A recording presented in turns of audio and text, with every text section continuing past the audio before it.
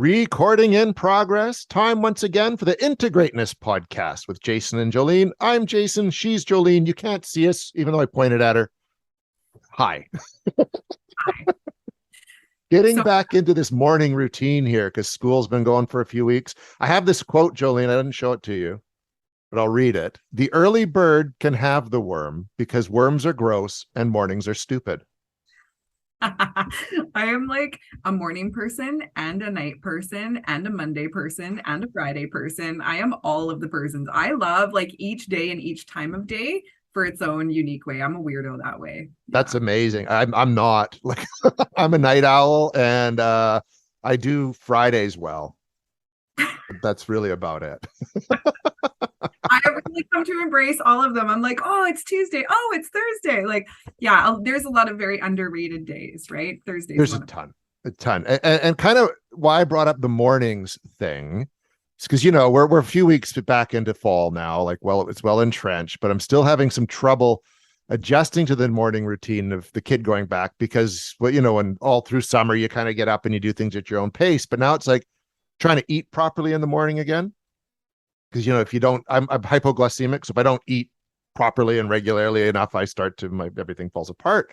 And so I've had this tracker. It's an app. I think it's called Track, where I've been logging what I've been eating and how much of it and calories and stuff like that. And it's been interesting to watch how eating affects mood. And it's something I've always known about.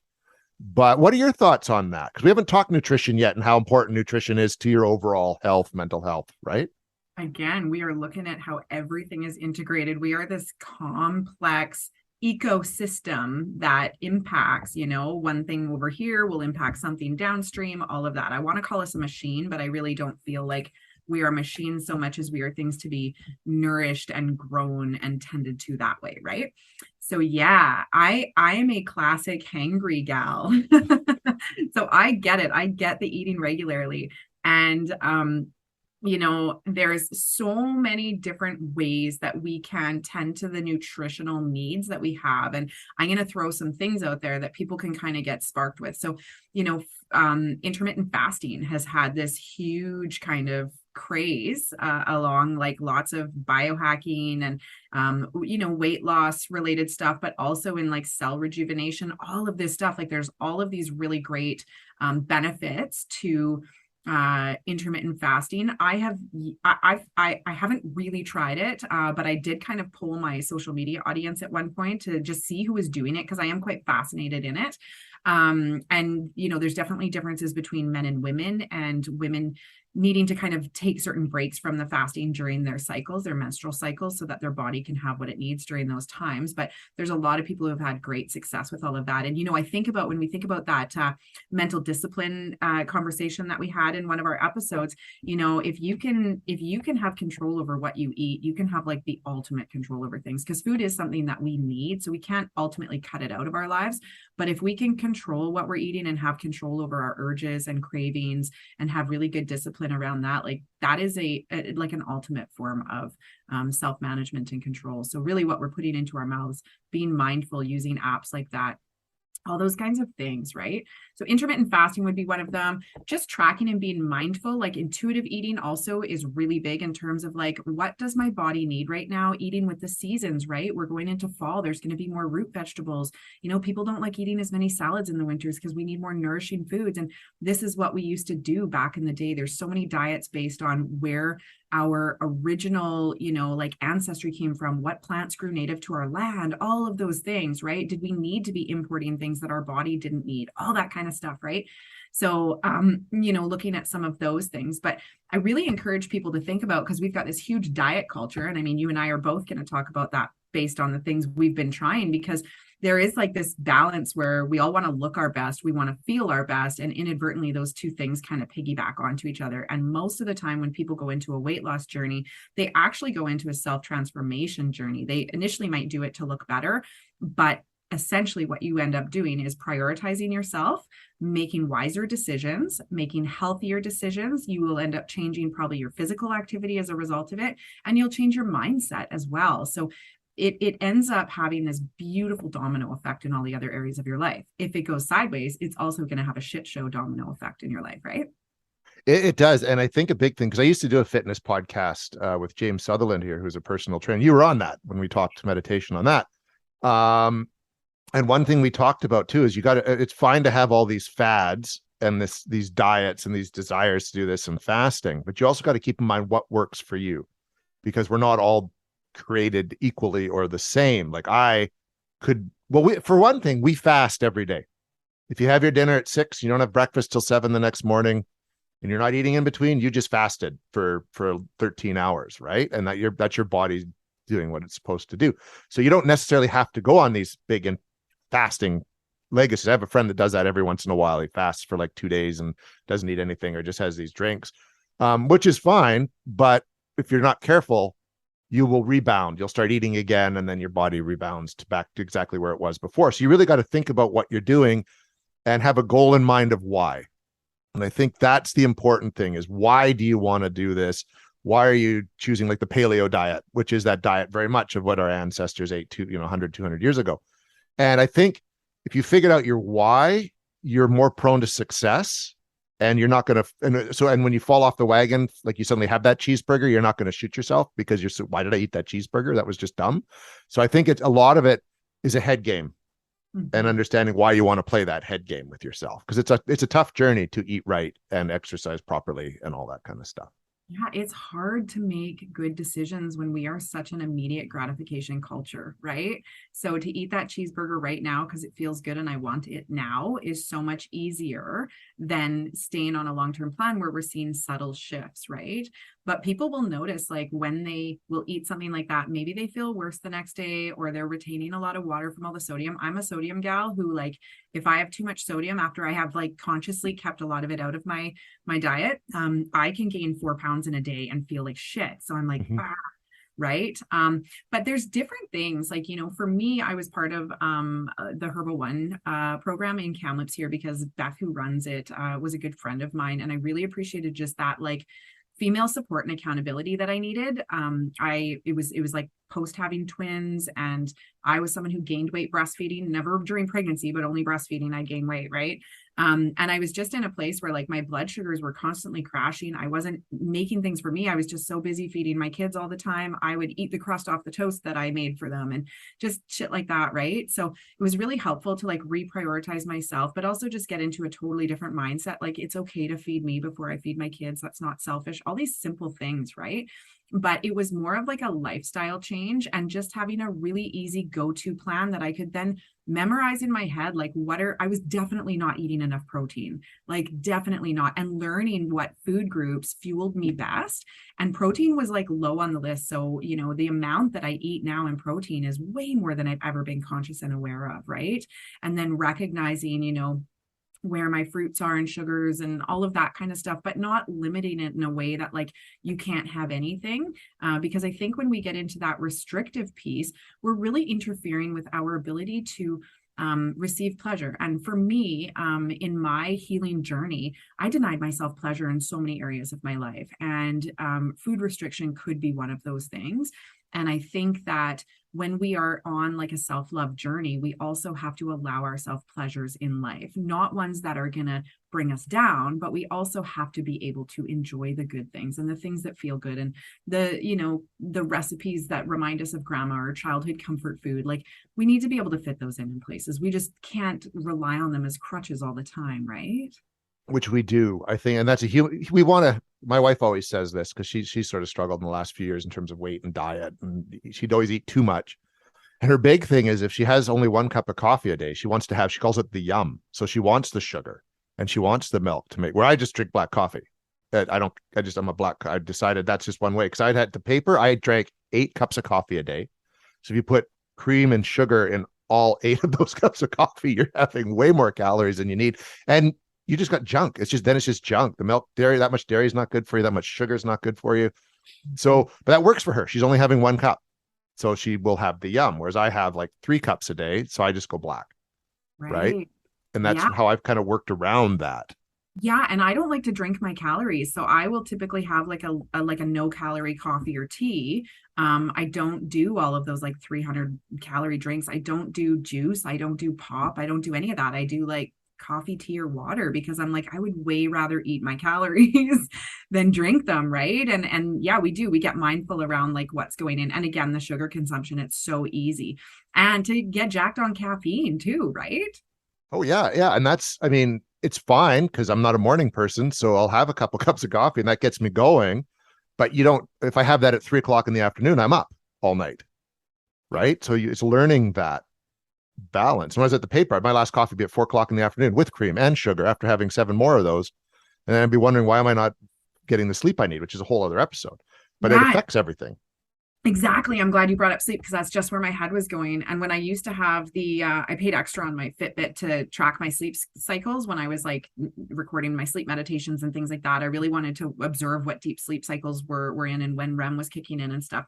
And I would play around with my eating as well. So what did my sleep patterns look like when I went to bed on an empty stomach versus when I had had a small snack ahead of time, a high protein snack? So there's different things like that that also play in. And when our body is so busy trying to digest during that rest stage, we're not really getting the rest and rejuvenation.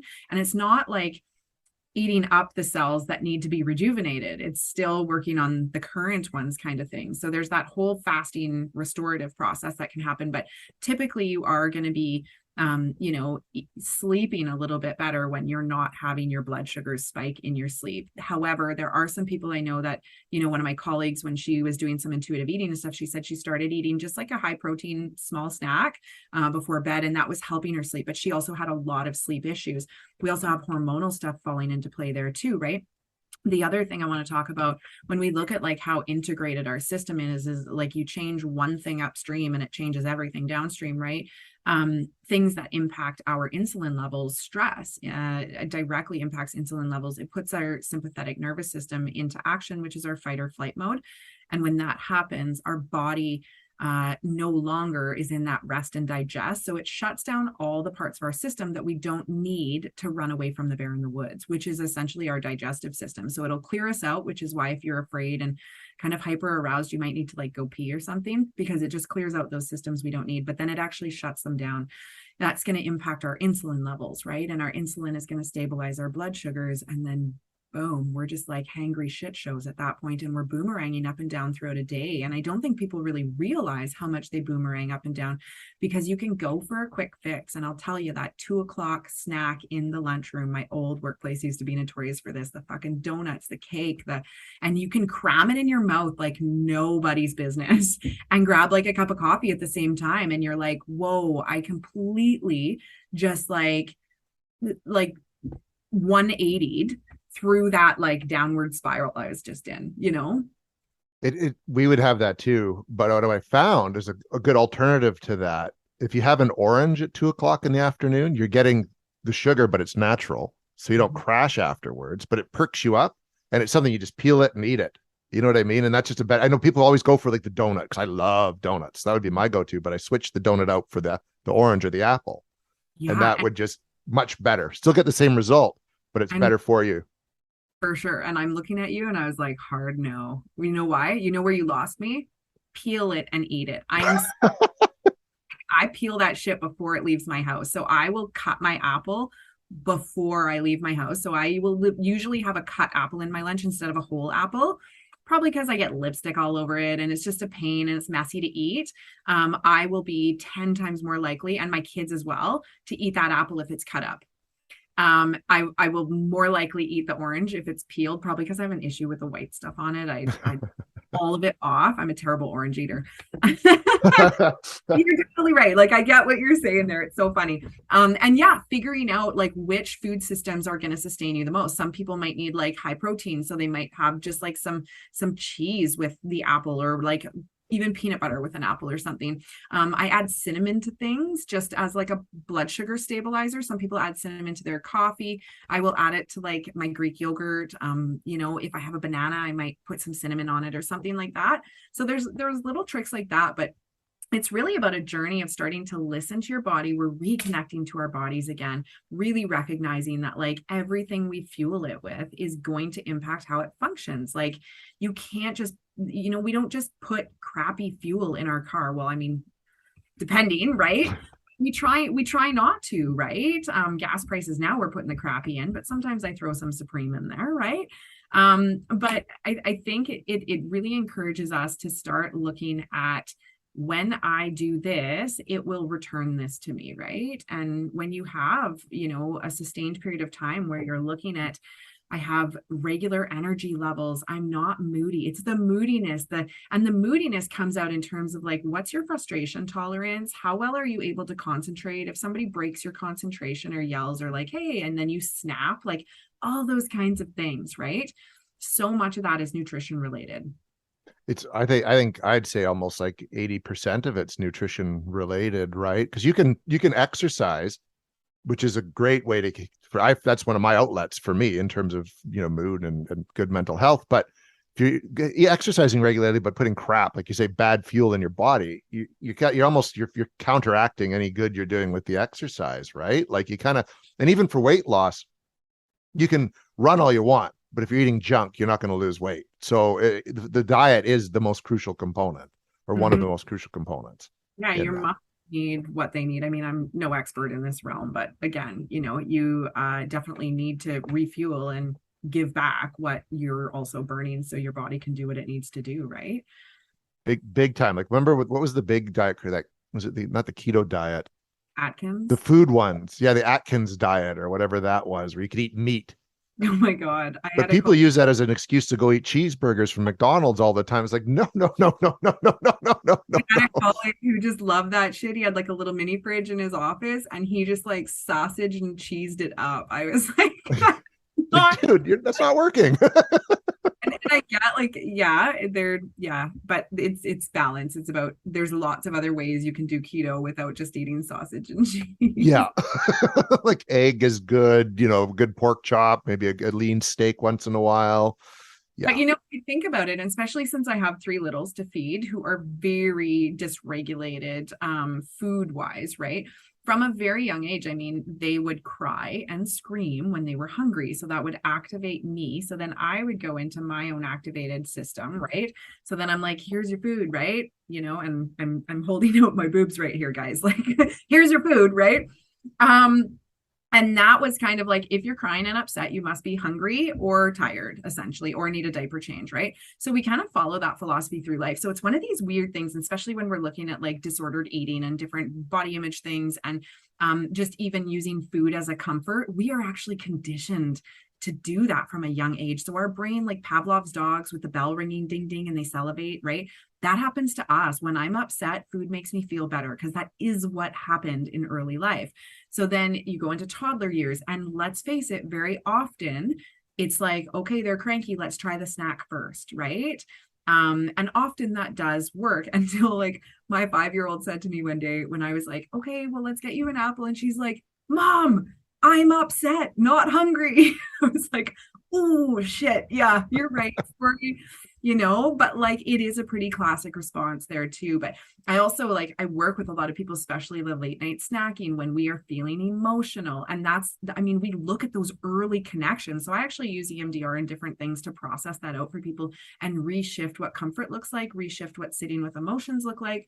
And then we look at like substituting things. So, using tea at nighttime, keeping your hands busy and doing activities like some coloring, things that process the emotional disturbance that's actually coming up. Because most people will Netflix and chill and they're just numbing everything out, or they can like down a bag of chips while they're doing that and not even realize it, right? So the more mindful we become, and usually that happens when it's like, oh, I'm not going to eat between dinner and breakfast now. And like people are going crazy, right? So it's like, what are you going to do to keep your hands busy, but also to process the discomfort that's coming up? Read a book, adult coloring stuff, find a hobby, listen to music, maybe do some yoga, change up how your body can now process what's happening for you. Because there's actually stuff sitting there at the end of a day, guaranteed for many people, right? I think most of us, that's what it is, right? And that's why you eat, or you have like your drink, or just watch because you just want to know, you're done. You just don't want to deal with shit anymore. And That so you take glass care of of it. moment. Yeah. Yeah. So recognizing those patterns, like, right, where do I eat? Where do I not eat? Where this is happening? Where do I struggle the most with my eating? Do I front load my day? Do I like rear load my day in terms of eating everything later on because I haven't eaten a breakfast. I mean, people kind of have a natural flow of what their body's sort of used to.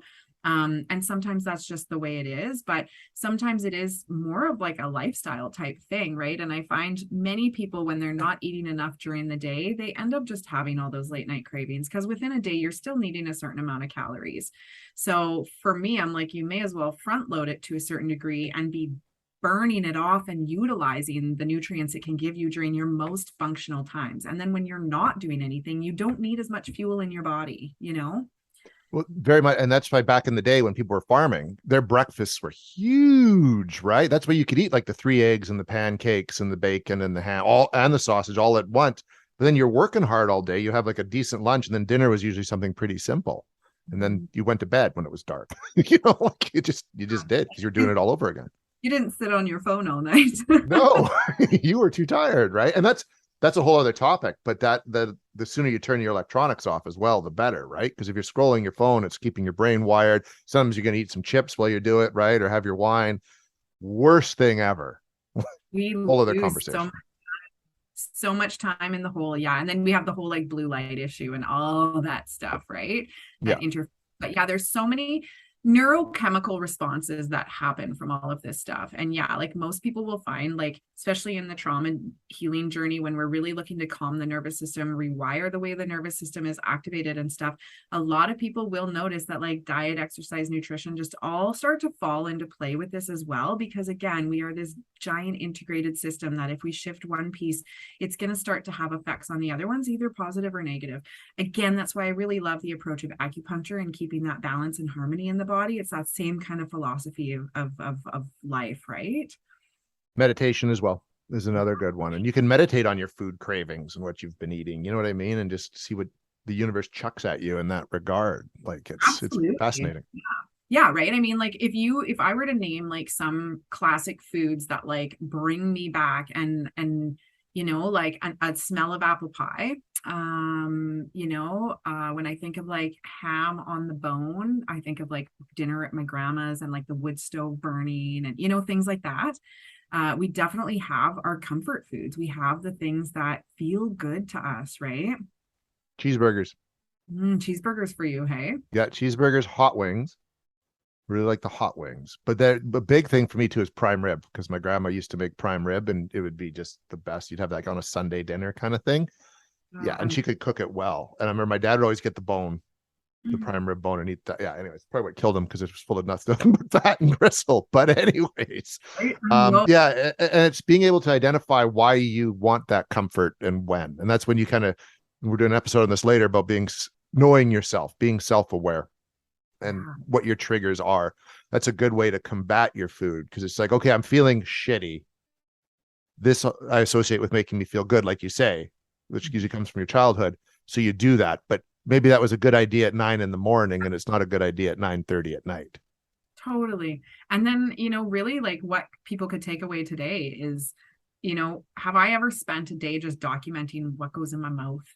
Really? Have I ever sat down and put like what I had in the morning and really observed everything? And how much water am I drinking? How much water am I drinking? Not enough, guaranteed, right?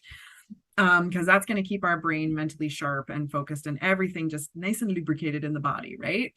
We need that. But really looking and saying, like, yeah, when am I eating? What are my patterns? What are my trends? We are so unaware of what goes into our mouths, like, especially when we're prepping food and doing things like that, and we're starving before a meal is made, things like that, right? It's wild what goes unnoticed. So just that first piece of mindfulness eating might be a really great step for people. Get curious and see what your patterns are. You might be surprised that you're actually doing really well at managing everything, or it's a shit show. Well, I noticed yesterday, because I have been tracking, my breakfast was 400 calories, which is pretty good. I went out and had an apple fritter from Tim Hortons with a coffee, and guess what? That was 400 calories. More than 400 calories. So that was just bad. Dumb. Probably had a big sugar crash after that one around 12 o'clock or something. Hey? Oh, huge, just complete wipeout, right? So there's a little example of how if you track what you're eating, you can realize really quickly what's good and what's bad. Yeah, absolutely. Oh, I love that. So that's our little rant on nutrition from two people who are not nutritionists at all, but have a lot of experience with the brain, the body, and how it works. Yeah, so hopefully that got some things jiving for you guys, got you thinking about some stuff, because we literally have to look at all of the pieces of the equation if we are gonna expand into our greatness. Yeah, exactly. I like that. Was very nicely done, Jolene. I also want to point out here, if I sound different this week, you guys, it's because I got a new microphone. My office got broken into, so I got to buy a new one. So I hope that I'm getting like some better sound quality here, because Jason's got a great radio voice and mine was like subpar. It sounds for my ears, which are trained in audio, it sounds great, Jolene. So you're doing good. Anyways, that wraps up our show this week. We'll be back next week with a whole new topic and hopefully some insights to help you achieve your greatness. Until then, I'm Jason. I'm Jolene. We'll talk again next week.